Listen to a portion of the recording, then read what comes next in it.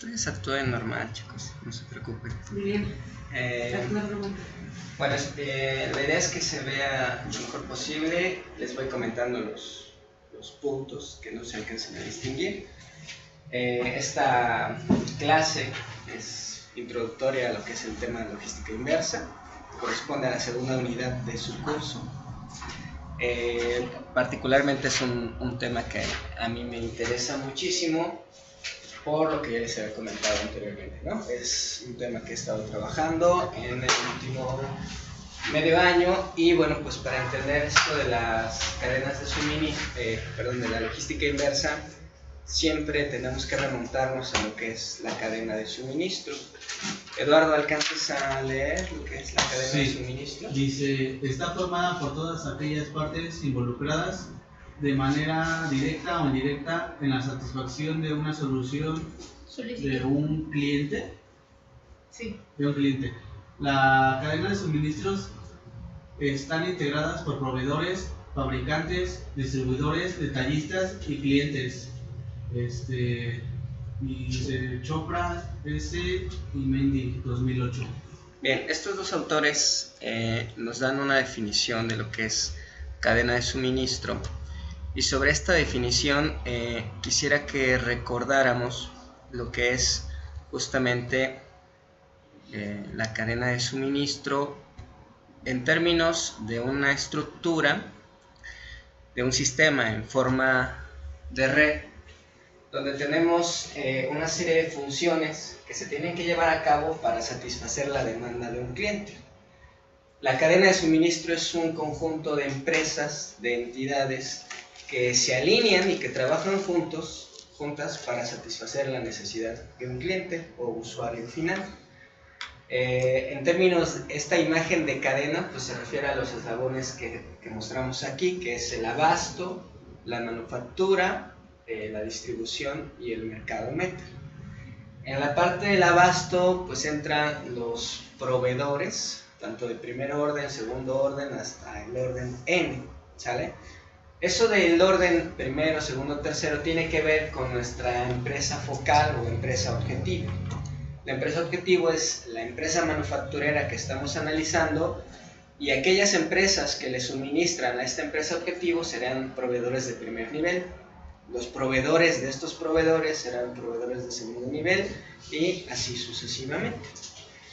¿Vamos bien en esta parte? Entonces, les decía, la cadena de suministro es un sistema que tiene una estructura de red, donde cada función puede ser desempeñada por más de una empresa. Aquí vemos que en la parte de abasto, pues tenemos 4 empresas que están desempeñando esta función de abasto. Y entonces, bueno, aquí obviamente se ve mejor.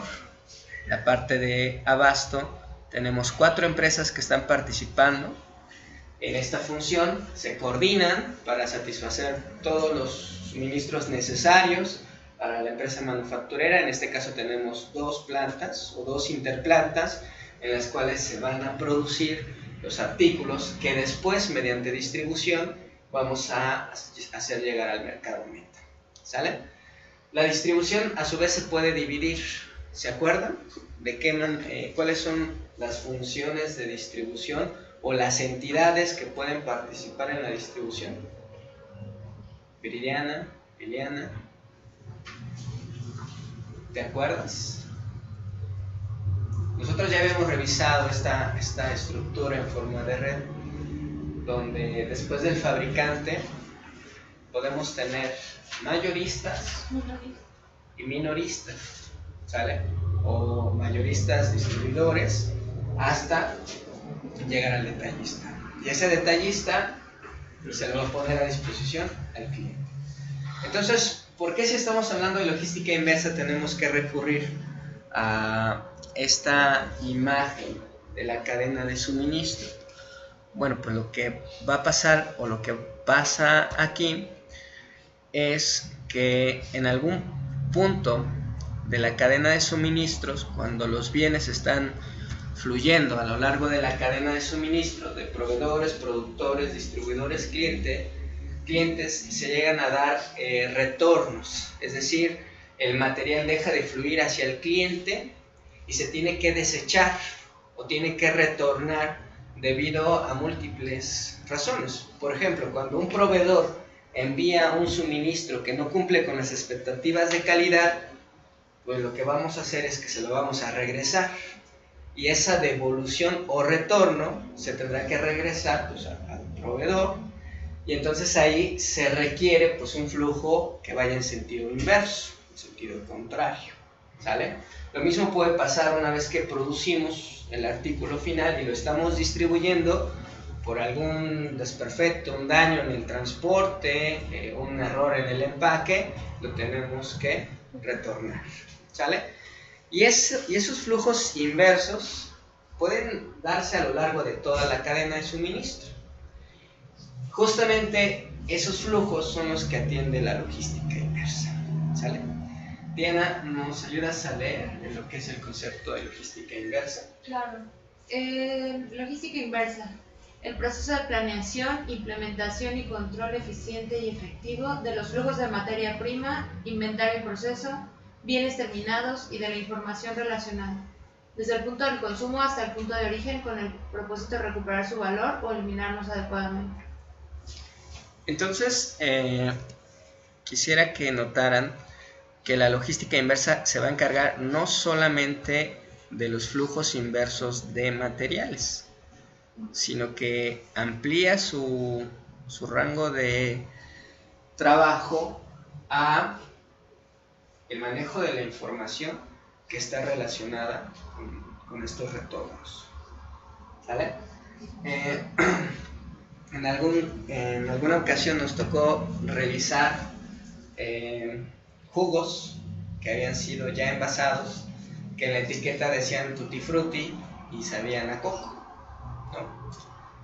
En este caso hay un error de envasado, ¿no?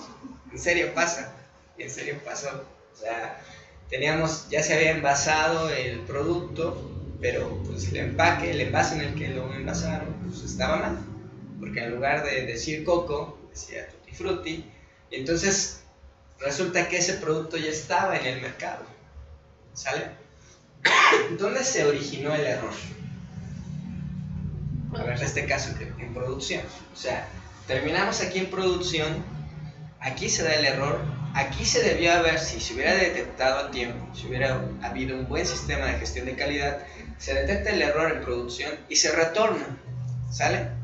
Tal vez se podría vaciar el contenido, el jugo, y volverse a envasar. Es más, se podría volver a pasteurizar. Es un proceso muy común, se vuelve a pasteurizar y se envasa.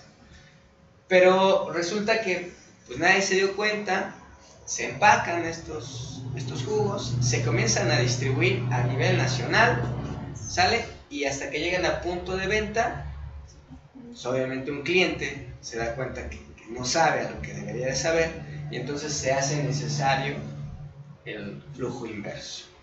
Obviamente, entre más avancemos en la cadena de suministro, es más costoso manejar los flujos inversos. ¿Sale?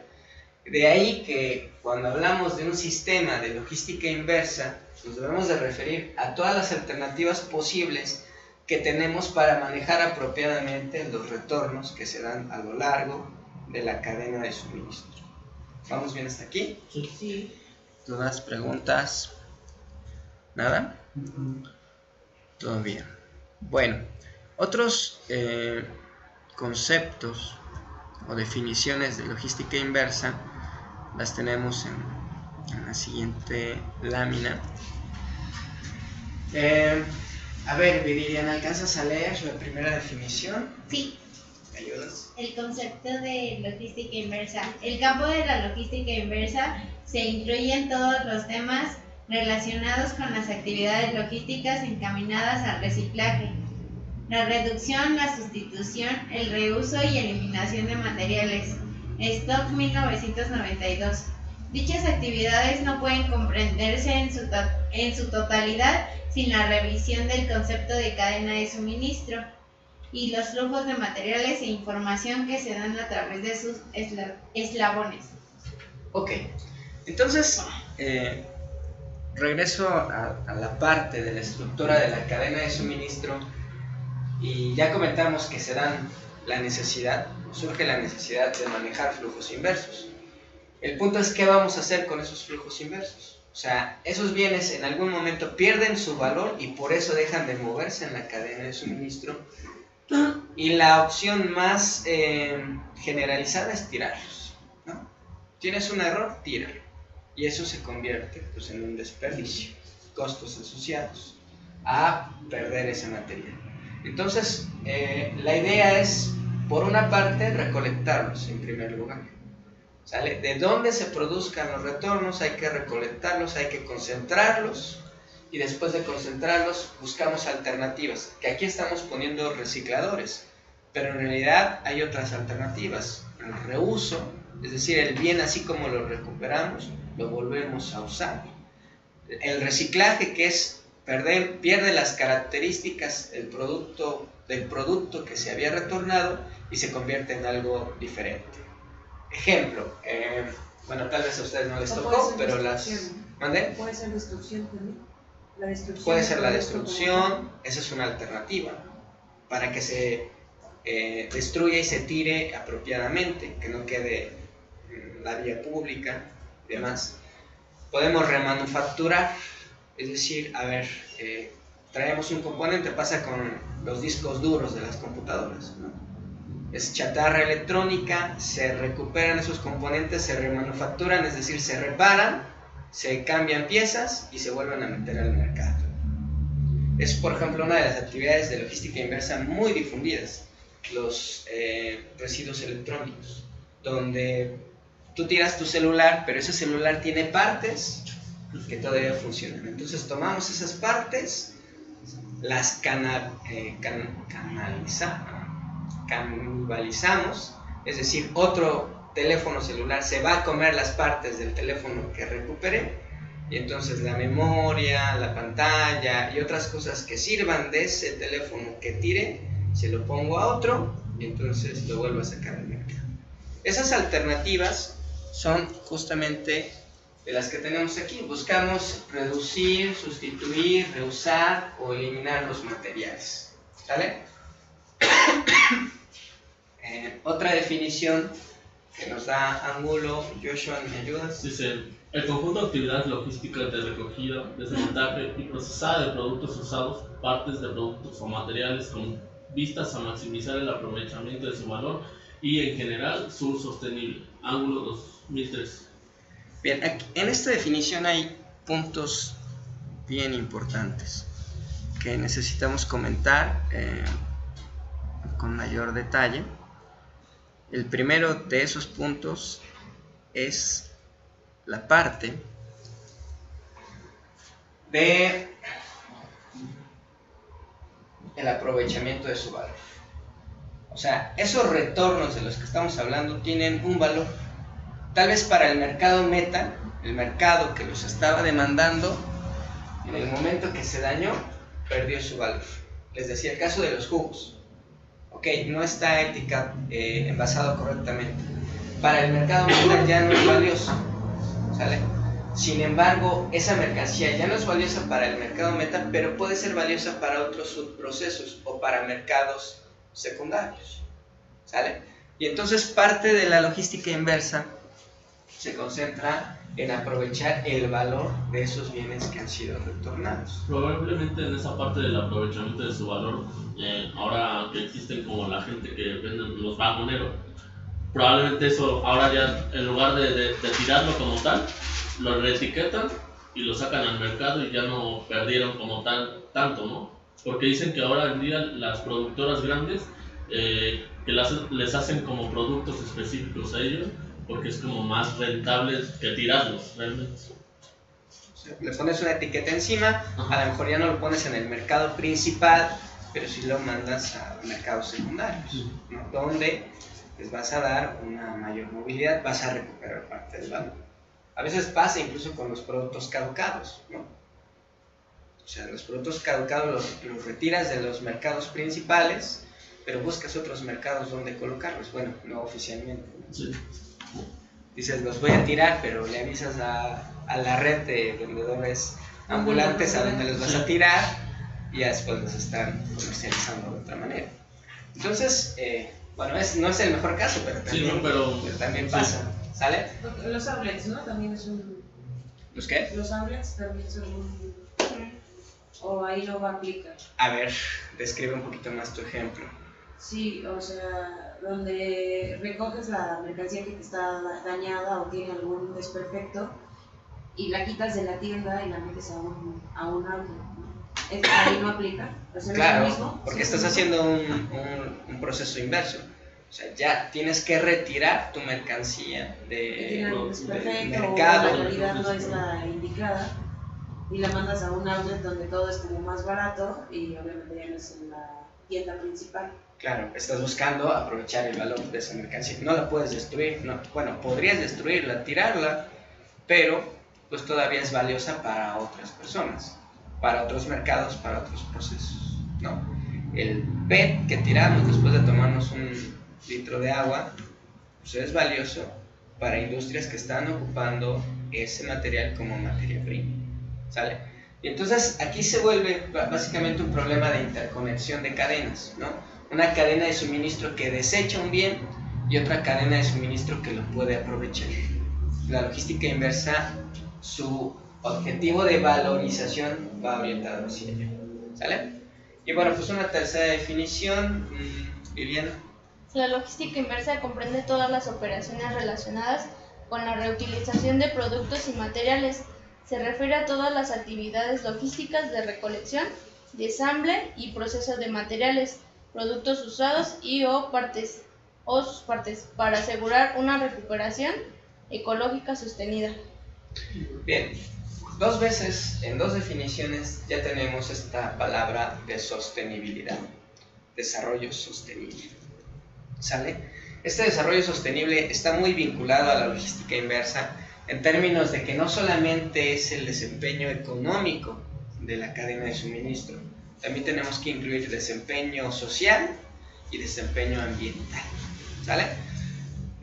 Ustedes seguramente han escuchado noticias de que se imputan culpas, problemas ecológicos y sociales a empresas como Nike, Adidas, por dos cosas: las condiciones inhumanas de trabajo que tienen en sus talleres de Asia, ¿sale? Y el impacto ecológico que tiene su operación. Entonces podríamos decir que las cadenas de suministro de estas empresas, rentables económicamente, son muy rentables, pero socialmente son cuestionables y ambientalmente también. Y entonces cuando nosotros le ponemos un desarrollo sostenible a las actividades de logística inversa, abrimos el panorama y decimos, tienen que ser atractivas económicamente, pero también tienen que ser socialmente aceptables y ambientalmente adecuadas, ¿sale?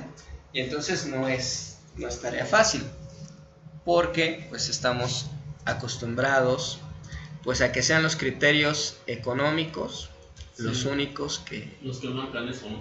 Los que rigen la operación. Exacto. de las cadenas de suministro, por favor. Y entonces justamente hay dos enfoques de los cuales podemos agarrarnos para comprender esto del movimiento de las cadenas, que es el enfoque de empujar nuestro sistema de logística inversa o jalarlo. Lo vamos a empujar desde el emisor o el productor, principalmente por cuestiones de tipo normativo, leyes, reglamentos que las empresas tienen que cumplir, que las obligan, por ejemplo, a hacerse cargo de sus desperdicios, ¿no? Hay un concepto de responsabilidad extendida que está difundido en Europa. En el caso concreto de Alemania, los productores de equipos celulares son responsables de que una vez que el usuario desecha o termina de usar su teléfono, lo tienen que recoger, ¿sale? Ellos tienen que poner puntos de acopio donde los usuarios tienen que depositar sus celulares y ellos se van a encargar de manejar el residuo o ese desperdicio, ¿sale? Eso es por ley, una ley de cuidado al medio ambiente, ¿sale? Y podríamos decir que esa ley pues está funcionando con con el enfoque de estar empujando nuestra cadena. Es decir, el emisor o productor del residuo tiene que esforzarse para mandárselo a un recolector, a un procesador y luego a un mercado, ¿sale? El otro enfoque pues es jalar este sistema. ¿Y cómo lo podríamos jalar? Pues mediante el valor que tengan los productos recuperados. Es decir, por la demanda que hay en el mercado, pues vamos a jalar al procesador, al recolector y al emisor. Cuando el residuo tiene un valor en el mercado muy alto, la cadena funciona de forma autónoma por esta demanda. Les pongo el caso de las latas de aluminio. El aluminio pues, tiene un valor alto. Nosotros podemos andar en la calle y no vas a ver una lata de aluminio tirada. Siempre va a pasar alguien que la recoge y que la guarda y que la vende por el alto valor que tiene ese residuo. Y entonces desde aquí el estímulo para recolectar, reprocesar y ponerlo en el mercado es el valor comercial. Pero cuando el valor es muy bajo, por ejemplo, tiramos papel, tiramos celofán, textiles que no tienen un gran valor, pues incluso nosotros tenemos que pagar en casa para que se lleve nuestra basura, ¿no? Nuestro residuo. Entonces este sería un enfoque de estar empujando la cadena en lugar de que se jalara por el mercado. No sé si hay alguna duda en estos enfoques. Ahora, bueno, es lo que estábamos comentando hace rato, estos dos enfoques que nos van a permitir pues comprender cómo es que se da este proceso de un segundo, cómo es que se da este proceso de la logística inversa. Para verlo más como una cadena, más bien verlo como un ciclo, pues tenemos los puntos, bueno, no se alcanza a ver ahí, pero tenemos los productos que llegan al final de su uso. Por ejemplo, tú ya dejaste de usar tu teléfono celular, dejaste de usar tu mochila y lo vas a tirar. Pero ese residuo todavía podría reincorporarse, ¿sale? Si hablamos de los residuos al final de su vida, o sea, los que ya llegaron al mercado meta, el consumidor los usó y ahora los va a desechar. Esos residuos todavía pueden tener un valor. Y entonces vamos hacia una parte de recogida, recolección, ¿no? Vamos a concentrar esos residuos, vamos a clasificarlos y vamos después, Liliana, Reciclado. lo vamos al proceso de reciclado, que son parte de las funciones que tendríamos que desarrollar en la logística inversa. O sea, identificar las fuentes de producción de residuos, establecer mecanismos logísticos para recolectar, transportar, almacenar incluso, y luego llevarlos al punto donde se pueden aprovechar. Que les decía, hay varias alternativas de aprovechamiento: reciclar, reutilizar, remanufacturar. Bueno, ahorita vamos a hablar de las, más me adelanto, de las 6 R's, ¿no? Aquí están. Sí. Las 6 R's, que básicamente van a ser las maneras en que vamos a buscar. Pero es que cansa. ¿No? No sé. Okay. Las 6 R's pues son la manera en que vamos a revalorizar nuestro residuo, ¿no? La primera es reutilizar. Así como está el residuo, lo vamos a volver a ocupar. Pasa, por ejemplo, que las empresas grandes, las instituciones, pongamos el tecnológico, en algún momento quiere renovar el material, quiere renovar su mobiliario y va a sacar las sillas y las mesas que ustedes están ocupando en este momento. Las va a cambiar. Para el tecnológico ya es un residuo. Lo saca, ¿sale? Pero alguien en los mercados secundarios dice, vamos a tomar este material y vamos a volverlo a vender, ¿no? Por ejemplo, en la zona de Constitución, bueno, en Iztapalapa, cerca de la colonia Constitución, hay una zona donde puedes ir a comprar mobiliario que ya fue desechado y que todavía está en buenas condiciones. Lo vas a utilizar para el mismo fin. Estas mesas, estos escritorios, estas sillas, las vuelves a ocupar, les das otro uso para lo mismo. Las desecharon, ¿sale? Pero podían seguirse utilizando. ¿Vamos bien? Sí. La reutilización es ocupar el bien tal y como está para lo mismo, para lo que fue creado. No así pasa con el reciclaje, ¿no? En el reciclaje el material o el producto pierde completamente sus propiedades.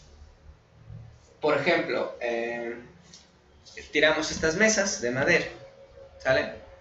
Y esa madera la ocupamos para prender fuego y calentar la calefacción de un edificio, ¿sale? Lo estamos reciclando, o sea, lo estamos volviendo, le vamos a dar otro uso. Es una fuente de calor en este caso, para la cual lo vamos a ocupar, pero pierde completamente sus propiedades. A ver, otro ejemplo más claro. Hay un fabricante de muebles en Estados Unidos que ocupa como materia prima las barricas de vino que desechan en Escocia. Entonces, yo, fabricante de vino, ocupo barricas para reposar, para darle el proceso a mi producto, pero una vez que se termina el proceso de fermentación, esas barricas, pues esos barriles de madera, ya no me sirven, porque no los puedo volver a ocupar para añejar el vino. Entonces los tiro. Pero en Estados Unidos hay un fabricante de muebles finos que va a tomar esas maderas, que también son finas, ¿sale? Y las va a ocupar para hacer muebles. Estamos reciclando. Originalmente la madera era para hacer barricas. Bueno, era una barrica. Todos conocen las barricas. Sí, el barril. Los barriles. Y entonces pues cambias completamente su forma. Estás reciclando. ¿Ok? La reventa es lo que comentaba Nancy. ¿Podrías retomar tu ejemplo? Por ejemplo, cuando sacan la ropa o los zapatos que se fabrican, no cumplen con algún punto de calidad, no sé, la tela o tal vez algún desperfecto que lleguen a tener, lo sacan de la tienda principal para meterlos a tiendas como outlets o... Sí, pues básicamente los ponen en outlets de diferentes marcas o de la misma marca, no sé.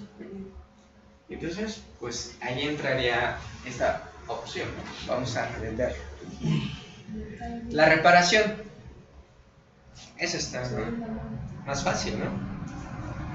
En la reparación es muy común que compramos un electrónico, una maquinaria, falla por alguna razón, y entonces la empresa productora dice, bueno, te voy a mandar a un técnico para que te repare, ¿sale? Y una vez reparada, pues bueno, ya lo sigues ocupando. O incluso más complicado, yo voy a tu domicilio, recojo el equipo que está dañado, lo llevo a mi centro de servicio, lo reparo y te lo entrego. En algún momento les platiqué el caso de Xerox, ¿no? ¿Qué es lo que hacía antes? Bueno, mandaba técnicos a los puntos donde la máquina la copiadora estaba descompuesta, y pasaba que a veces los técnicos no llevaban la refacción, no llevaban lo necesario, y entonces se retrasaba el proceso. ¿Qué hacen? Ya no van los técnicos aparte, o sea, va un equipo de servicio al cliente, te deja una fotocopiadora que funciona completamente, se lleva la que no funciona, la llevan al centro de servicio, la reparan y te la regresan. Esa forma de trabajar permite que el usuario, en primer lugar, no se quede sin copias, ¿no? Ni siquiera cuando la están reparando. O sea, aquí está tu copiadora, sigue trabajando, yo mientras reparo la tuya, ¿sale? me la llevo al centro de servicio donde ya tengo todas las refacciones, tengo las personas necesarias para repararlo y lo estoy haciendo en masa, porque no solamente atiendo una reparación, atiendo todas las reparaciones que hubo. Y aquí tenemos el ejemplo de Joshua. No le iba a comentar una de esas de reparación. El año pasado compré una pantalla y la pantalla le salieron como manchas, no eran como visibles a simple vista, simplemente que como por el polvo o cosas así se le metió el polvo y se quedó en la pantalla. Entonces hablé al centro de atención y todo eso y me sorprendió porque realmente me dijeron, pues ¿qué es lo que le falla? Y le digo, no, pues no tiene una falla como tal, simplemente que tiene como suciedad por dentro de la pantalla y no sé qué va a pasar. Ok, dame tu modelo de la pantalla y tal. Pero llegaron los chicos estos a mi domicilio y me llevaron solamente el plasma, o sea, todo el cascarón, por decir así, que era como el visto. Se lo quitaron, pusieron otra pantalla. Ahí está ya preparado. ¿De verdad? Dice, sí. Es que es más fácil cambiar todo el panel que realmente abrir aquí todo o llevárnoslo a nosotros porque es más complicado. Mejor te cambiamos la pantalla completa, nosotros nos la llevamos, la limpiamos y la volvemos a recolocar. Y sí, fue así como que era neta. Bueno, y ese Sí, ejemplo sí. que tomas nos lleva a la parte de remanufactura, que es lo que les comentaba hace un momento. O sea, de muchos residuos, de muchos retornos que voy acumulando, pues refabrico un nuevo producto. Hago un Frankenstein de todas las piezas que tengo ahí y funciona, ¿no? Y bueno, pues podrías cambiar la presentación. Bueno, ¿quieren saludar? No. Sí. Bueno, qué mal que no se vea tan bien, pero lo que tenemos aquí es una serie de puntos. Bueno, estas alternativas que mencioné se pueden dar a lo largo de la cadena de suministro, ¿no? En varios eslabones. Por ejemplo, para materia prima, sabemos que la materia prima es utilizada para la fabricación de partes. Esas partes son ensambladas en módulos para tener el producto final. Ese producto final se empaca, se embala y se manda a distribución. Y de la distribución llega el cliente. Es otra forma de ver la cadena de suministro. ¿Sale? Los flujos que tenemos en esa cadena son los flujos directos que se dan. Los flujos inversos que nos estamos marcando aquí es, por ejemplo, si un cliente tiene un problema con su producto, pues puede recorrer este ciclo, en donde se da la reutilización directa o la reventa. Decía, a ver, ya tiramos esta mesa, yo Tecnológico tira esta mesa, pero allá la oficinita de la esquina la va a comprar, la necesita, y entonces la reutilizamos directamente así como está. La revendemos, el caso que describías de la ropa, la quitamos del mercado primario y la metemos en el mercado secundario. Volvemos a recorrer el ciclo cliente-distribución. Si no es posible esto, nos vamos a un ciclo más atrás, un eslabón más atrás, que es la restauración. O sea, a ver, a lo mejor esta mesa así como está no la puedo ocupar, pero si le doy una limpiadita, una lijada, una pintada, entonces la embalo otra vez, la distribuyo y la compro. ¿Sale? ¿Y cómo sería el caso de la remanufactura, Diana? Eso que estaba mencionando yo, la parte de que si ya tiene alguna falla, se puede volver a utilizar las partes de una pieza para crear o terminar otra, ¿no? Manufacturarla. Y entonces ya estamos en el ensamble, ¿no? De diferentes módulos. Y tenemos que recorrer una distribución inversa, un empaque inverso y el establecimiento de módulos, que ya básicamente implica trabajo industrial, ¿no? O sea, la remanufactura implica máquinas, implica hombres, mano de obra, perdón, para poder construir un nuevo producto a partir de piezas. Bueno, no es nuevo porque las piezas son reutilizadas o retomadas de otros productos. Aquí es donde viene el canibalismo, ¿no? ¿Saben qué es el canibalismo, no? Sí. Decíamos que los hombres se comen a los hombres. Aquí los productos se comen a los productos, ¿no? Porque la risa Nancy, a ver, cuéntanos el chiste. El punto es que un producto que está fallando se va a alimentar de las piezas de otro, ¿sale? Para dejarlo en las condiciones óptimas que demanda el mercado. Si nos vamos hasta atrás, bueno, aquí está justamente la canibalización de la que les hablaba, o el reciclaje. De plano es generar nuevas materias primas, y si ninguna de estas alternativas es posible, incineración. Lo quemamos o lo tiramos adecuadamente, porque eso es importante. Por ejemplo, los residuos de los hospitales se van a tirar, Sí, claro. pero se tienen que tirar adecuadamente, si no tenemos un riesgo sanitario ahí. ¿Sale? Podrías cambiar la otra. Esto que parecía o parece más o menos comprensible en la lámina anterior se vuelve más complicado, ¿sí?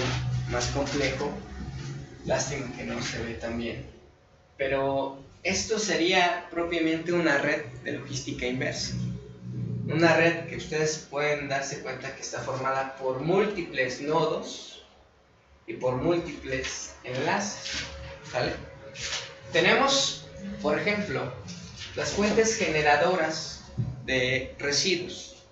O sea, ¿de dónde se están generando los residuos? En los domicilios, en las oficinas, en las industrias.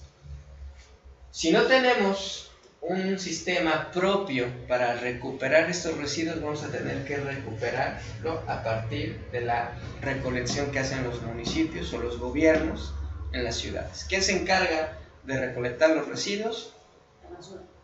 La basura, que es financiada por los gobiernos municipales, ¿no? Y entonces en los domicilios, en las oficinas, en las escuelas, se generan residuos. Es el servicio público de recolección de basura quien los recupera, o los recolecta más bien. Los consolida en estaciones de transferencia como la que tenemos aquí al lado.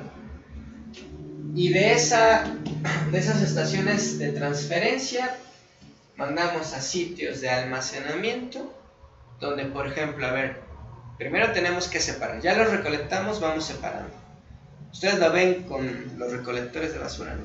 Les reciben la basura en casa y desde ahí la van separando. El PET de un lado, el aluminio del otro, el fierro del otro lado. Y una vez que lo separan, se comienzan a almacenar ya por separado. Hemos visto contenedores de PET, por ejemplo. Han visto los camioncitos que pasan llenos de PET. Tienen puntos de almacenamiento. Y esos puntos de almacenamiento requieren fábricas, puntos donde se pueda revalorizar el PET. Como lo que hace PetStar, ¿no? Sí. No sé si la conoces. Ustedes fueron a una visita, Ajá, ¿no? a PetStar. Ajá. Lo que hace, tiene como los botes así en toda la región de donde está, vaya, esta empresa. Y ahí es donde empiezan a recolectar las botellas. Y ya, bueno, pasa por un proceso y se vuelven a hacer botellas otra vez. Esos contenedores fungen como puntos de almacenamiento, ¿no? Que por el residuo pueden ser a cielo abierto y a la intemperie y sin problema. Pero imagínense los residuos hospitalarios, necesitarían un tipo de almacenamiento diferente. Y ustedes, si se dan cuenta, esto es un problema logístico, ¿no? Porque tenemos transporte, tenemos almacenamiento, tenemos refabricación. O sea, lo que hacíamos en el flujo directo, de lo que se encarga la logística tradicional, pues lo tenemos aquí también, solo que a la inversa, ¿no? Desde el cliente hasta los proveedores. Y aquí es donde o lo destinamos a los mercados primarios, secundarios, o de plano lo mandamos a disposición. ¿Sale? Y entonces pues realmente se vuelve un sistema en forma de red que es complejo por la gran cantidad de eslabones que tiene. Bueno, ya tratando de sintetizar y de ir concluyendo, podemos decir que estas serían las actividades más importantes de la logística inversa, que es pues la primera, retirar la mercancía o el retorno. De donde se dé, hay que quitarlo, ¿no? Se dañó un producto, hay que pasar a recogerlo. Tenemos que quitarlo porque da una mala imagen, puede ser fuente de contaminación, etcétera, etcétera. Lo retiramos, lo clasificamos, ¿sale? ¿Dónde se puede aprovechar? Regreso al caso de la basura. Los recolectores ya lo van clasificando al mismo tiempo que lo van recolectando, ¿sale? Reacondicionamiento del producto. ¿Qué sería esto, Eduardo? ¿Qué cosa? Reacondicionamiento del producto. No sobre. A ver, podcast. Cuando querían. Bueno, por ejemplo, también ahorita está mucho de moda la parte de los pallets o los guacales o todo eso que se recolectan. Ajá. Se crean muebles, como ahorita lo toman como, ¿cómo le dicen? ¿Esos muebles? Como... No, como ya hipster, ¿no? Es la onda ahorita y lo recogen, entonces los lijan y todo. Entonces yo digo que ese es como el reacondicionamiento del producto para poder crear cosas diferentes o innovadoras. Sí, básicamente ahí lo estás revalorizando, ¿no? O sea, lo estás sometiendo a un proceso para que lo vuelvan a creer, para que vuelva a tener valor. En este caso, no me imagino una sala de guacales, pero... Sí, hay muebles con guacales o con pallets. Y ahí estás recuperando, ¿no? O sea, ese desecho que a lo mejor ya no soporta, o sea, no puedes volver a hacer un pallet, porque a lo mejor la madera ya está demasiado desgastada, no lo sé, no va a resistir para la función original, pero puede ser ocupada. Decorativo. Bien. Bueno, lo reacondicionamos y lo devolvemos a los puntos de origen o a los puntos donde son demandados. Esto implica principalmente transporte. Vamos a mover. Pasa que el origen, destino nunca está en el mismo lugar. Entonces hay que moverlo, hay que transportarlo. La destrucción, cuando no podemos hacer este reacondicionamiento o ya no hay un mercado que lo demande, vamos a... Es lo que pasa normalmente con los residuos o desechos de los hospitales, ¿no? Es lo que debería de pasar, ¿no? Es una destrucción, se supone, ¿no? Sí, pero aparte lo tienes que depositar en ciertas condiciones, un tratamiento previo de eliminar. Desintoxicación, ¿no? Inocuidad creo que se llama ese término, pero sí, la idea es eliminar cualquier riesgo, ¿vale? Procesos administrativos. Bueno, acuérdense cuáles son las 4 funciones administrativas. ¿Quién se acuerda? Planear, dirigir, controlar, organizar. ¿Sale? Para todo esto obviamente tenemos que hacer una planeación desde la red que vamos a ocupar. Tenemos que dirigir los trabajos, tenemos que organizar, tenemos que controlar. ¿Sale? Y bueno, aquí tenemos recuperación, reciclaje de envases, embalajes y residuos peligrosos. Transporte, gestión de tráfico, almacenamiento e inventarios. Si se dan cuenta, no son temas ajenos a ustedes, ¿sale? Lo que sí es que hay que poner de cabeza el sistema que generalmente manejamos. ¿Podrías ponerlo también? Y bueno, pues ya, para concluir, ¿cuáles son los problemas que están asociados a la logística inversa y que básicamente ustedes tendrían que resolver como ingenieros? Nancy, ¿me ayudas con el primero? Dice, problemas asociados a la logística inversa. No reconocer a la logística inversa como un factor que puede generar una ventaja competitiva. Eso es algo importante.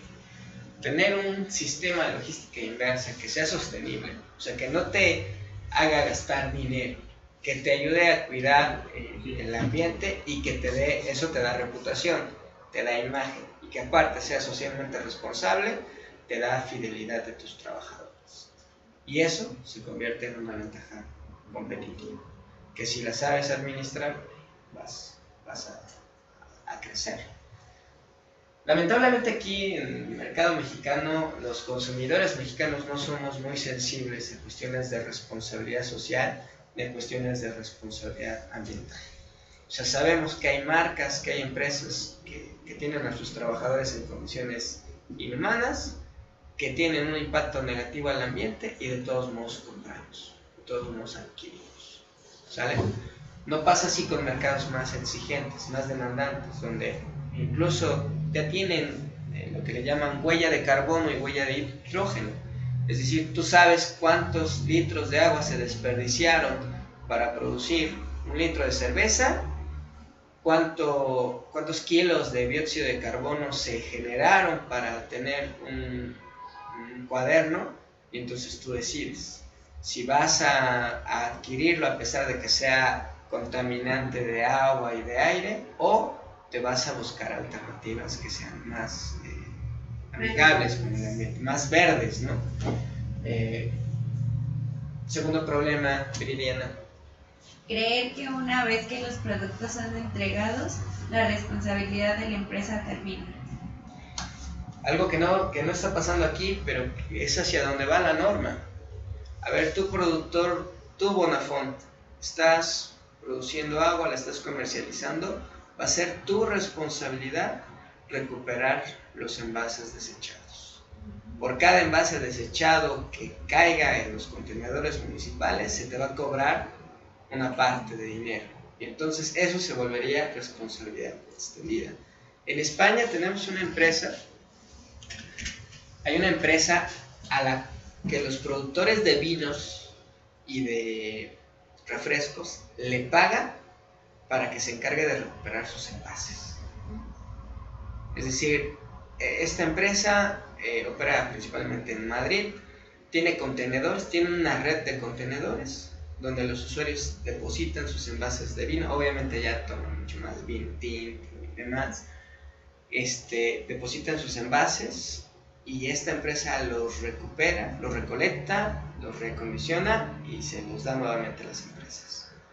Eso es responsabilidad extendida, que ahorita no tenemos, ¿no? Yo produzco, el cliente desecha, yo me lavo las manos, ¿vale? Tercer problema, Eduardo, ¿alcanzas a leer? Dice, asumir que los esfuerzos a medio tiempo son suficientes para lidiar con las actividades de la logística inversa. Ok, ¿a qué nos referimos aquí? Los esfuerzos a medio tiempo. ¿Ustedes creen que con medio tiempo vamos a poder atender una red como la que tenemos aquí? Un trabajo de tiempo completo, ¿sale? Pero que podría tener algunos beneficios. Y bueno, los tres últimos, ¿podrías por favor poner los tres últimos problemas? Que Diana, por favor, me ayudas.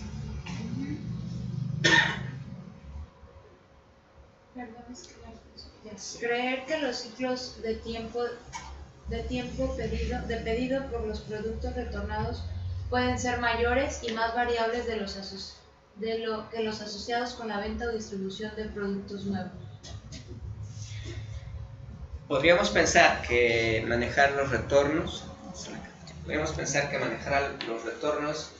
va a ser algo más tardado, ¿no? El lead time que les llamamos, que es el tiempo que transcurre entre que se hace una solicitud y se entrega la mercancía. Aquí a la inversa sería el tiempo que transcurre entre que se produce un retorno y se regresa al mercado demandante.